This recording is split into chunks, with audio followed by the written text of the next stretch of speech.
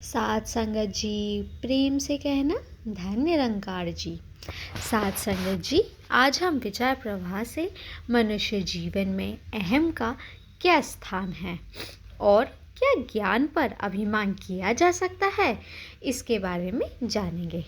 चलिए साथ संगत जी शुरू करते हैं। ये बात हम अक्सर सुनते हैं कि इंसान खुद ही तरता है और खुद ही मरता है। अगर ये तरना चाहे, अपने पार उतारना करना चाहे तो कर सकता है, और मरने के बारे में भी इंसान खुद ही कारण है। जब ये अपनी वृत्ति को संसार की तरफ लगा लेता है तो मरने वाली बात लागू होती है, और अगर अपनी वृत्ति का सत्य निरंकार के साथ जोड़ लेता है तो तर जाता है। इसके तरने के विषय में कहा गया है, कबीर बेड़ा जर्जरा जिसमें छेड़ हजार, छलके हल्के तर गए डूबे जिन सिर भार। इंसान तेरा शरीर एक ऐसा बेड़ा है जिसमें हजारों छेद हैं। पता नहीं इसे बड़े ने कब डुबा जाना है।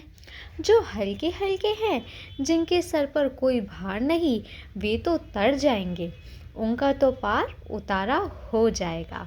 और जिनके ऊपर भार है, मैं मेरी का बोझ है, वे डूब जाएंगे।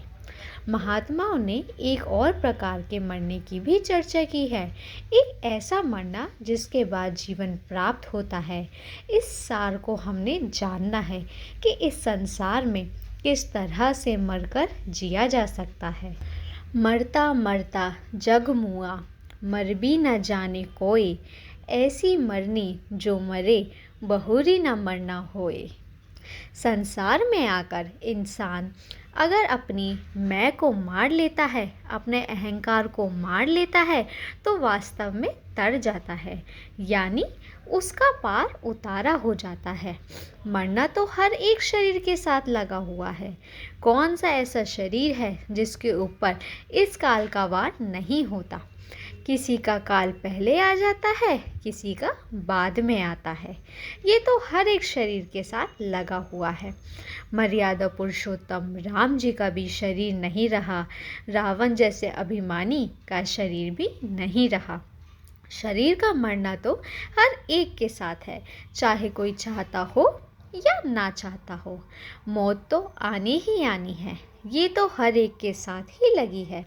ज्ञान का भी कभी अभिमान नहीं करना चाहिए, क्योंकि अभिमान अभिमान ही है।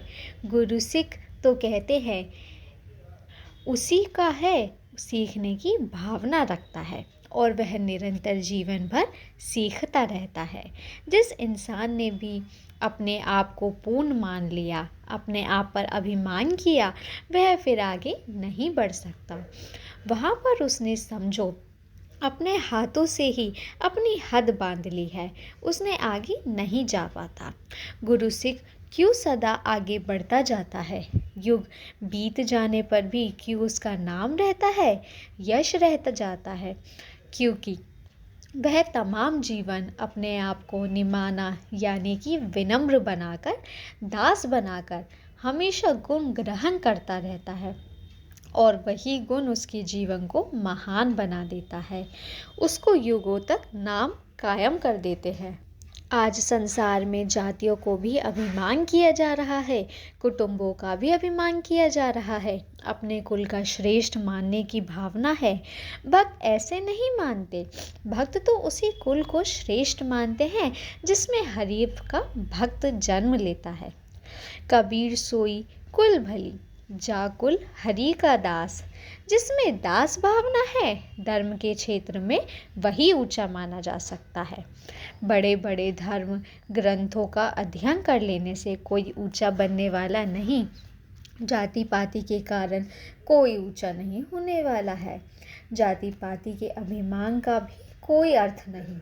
सभी इंसान एक जैसे 5 तत्वों से बने हैं। कोई किसी के यहाँ पर खड़ा करे दिखाए कि शायद इसमें 4 तत्व लगे हुए हैं, दूसरे में 7 तत्व लगे हैं, ऐसा तो नहीं है। ये सब एक सी माटी के पुतले हैं, सबके शरीर में एक जैसे ही तत्व लगे हुए हैं।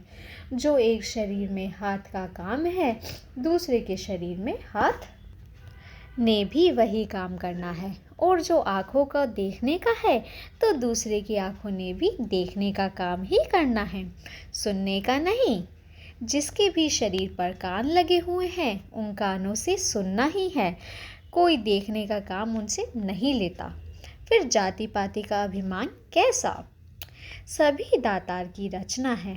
एक इंसान जब अभिमान करता है तो दूसरों को नीचा मान बैठता है, अपने आप को ऊंचा मान बैठता है, और फिर जब दूसरे को नीचा मानता है तो फिर उसके प्रति उसके हृदय में नफरत भी पैदा होती है, ईर्ष्या भी पैदा होती है। एक बार की बात है, साध संगत जी, एक सेठ के घर पर एक सज्जन गया। वह हवेली के उस मालिक के पास जाकर बैठा जिसका बड़ा कारोबार था, जिसकी बड़ी फैक्ट्रियां और बड़ी जायदादें थी। उस सज्जन ने परमार्थ की चर्चा करनी शुरू की तो सेठ ने और बातें शुरू कर दी कि मेरी इतनी प्रॉपर्टी है, मेरे इतने कारखाने हैं, मेरे तो इस शहर में बड़ा बोलबाला है, मुझे सब अच्छी तरह जानते हैं, सरकारी महकमों ने भी मुझे जानते हैं, पुलिस डिपार्टमेंट में भी मुझे सब जानते हैं, मेरी जायदादें इतनी हैं कि और किसी के पास इतनी नहीं होंगी। मैंने इतनी मेहनत की है, मैंने अपने दिमाग का सहारा लेकर बड़ी चतुराई से इतनी बड़ी रियासतें बना दी है। इस प्रकार वह बड़े ही धन दौलत और अपने कारनामों का जिक्र करता जा रहा था। वह सज्जन महात्मा सुनता रहा। महापुरुषों तो सहनशील वाले होते हैं और विधि से काम लेते हैं।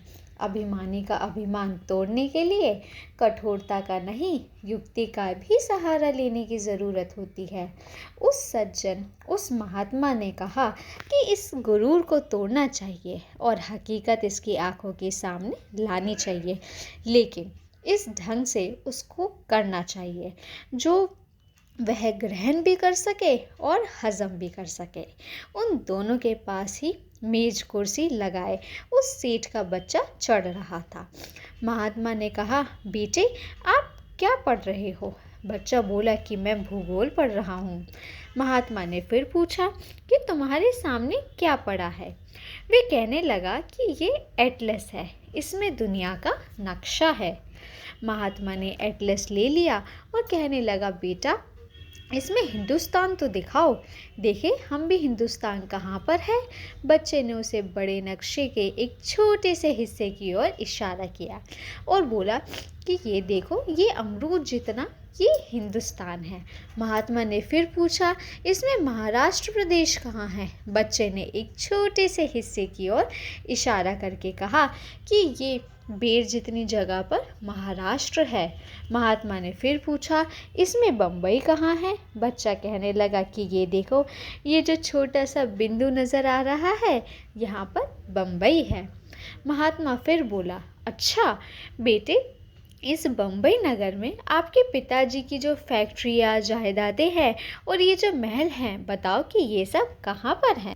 वह बच्चा कहने लगा, आप अजीब बात करते हैं, इतनी बड़ी इस दुनिया की नक्शे हैं, जहाँ इतना बड़ा बम्बई नगर भी एक बिंदी जितना दिखाया गया है, आप इसमें हमारी फैक्ट्री और हमारे महल ढूंढ रहे हैं? बड़ी अजीब सी बात कर रहे हैं आप। वह सज्जन हंस पड़ा। वह सेठ भी उस सज्जन और अपने बेटे की वार्तालाप सुन रहा था। उस सेठ को समझ आ गई कि मेरा सोचना, मेरा हरदम यही कहते रहना कि मैं बहुत जायदादों का मालिक हूँ, अर्थहीन है। इतनी बड़ी दुनिया में मेरे कुछ बिसात नहीं, मेरी हैसियत ही क्या है?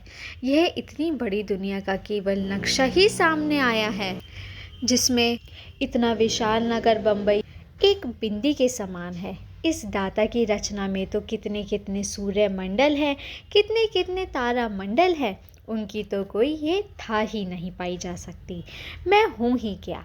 परमात्मा की प्रभुता को मान होते ही उसका अहंकार गल गया। उसे पता चल गया कि उसके पास ऐसा कुछ विशेष नहीं जिस पर वह अभिमान कर सके। परमात्मा की सृष्टि में उसकी स्थिति एक तिनके से भी कम है। साध संगत जी, आज की कहानी आपको पसंद आई हो तो वीडियो को लाइक और चैनल को सब्सक्राइब ज़रूर कीजिएगा। धन्य निरंकार जी।